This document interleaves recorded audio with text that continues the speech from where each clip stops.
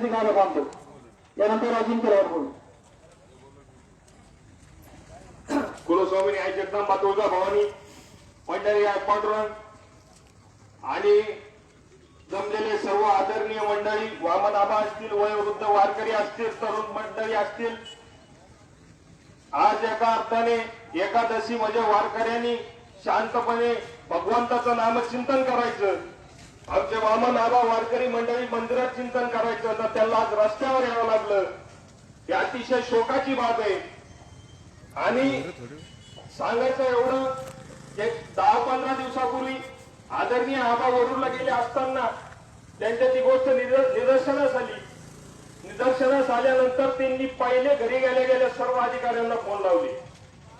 Phone लावून सूचना दिल्यानंतर सुद्धा अधिकाऱ्यांची म्हणावं तशी त्यांनी कृती दिसली नाही, कार्यशीलता दिसली नाही.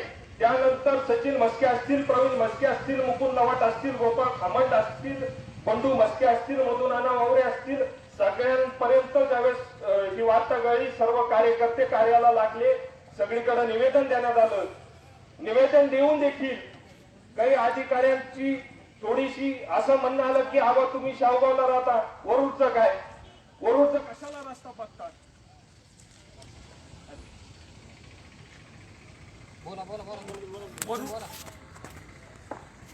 वरूरच्या रस्त्याचं कशाला बघता. ज्याप्रमाणे प्रभू श्री रामचंद्रांनी लक्ष्मणाला लंकेत असताना सांगितलं होतं की लंका सोन्याची असती तरी अयोध्या महान का.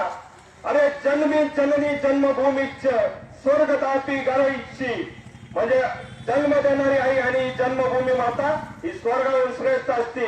माझे बंगले लंडनला झाले तरी मी वरूरची नाव कटू देणार नाही.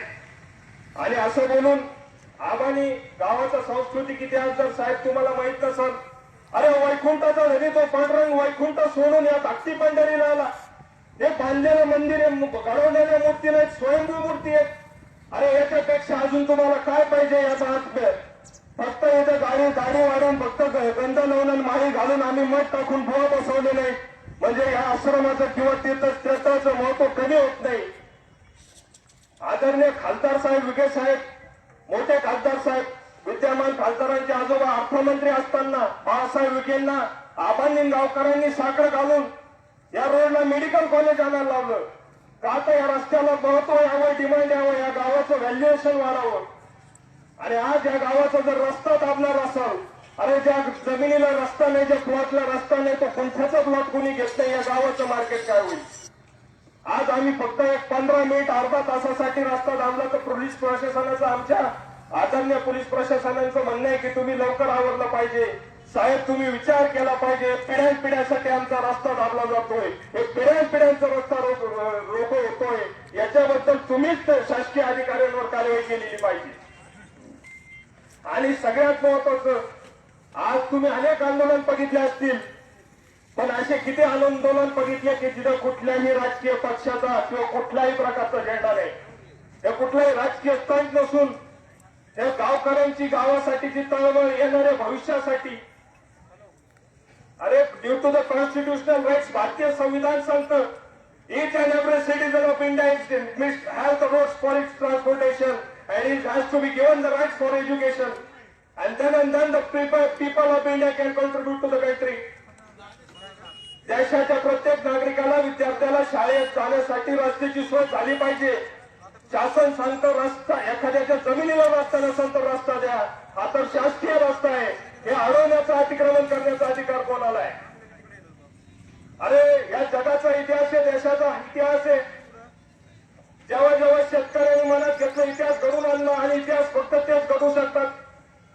छत्रपती शिवाजी महाराजांचा विषय घ्या, कान्होजी भोसलेंकडे जा, बाबाजी भोसले बघा, वेरूळला शेती करत होते, शेतकऱ्याच्याच पोरं क्रांती करू शकत होते.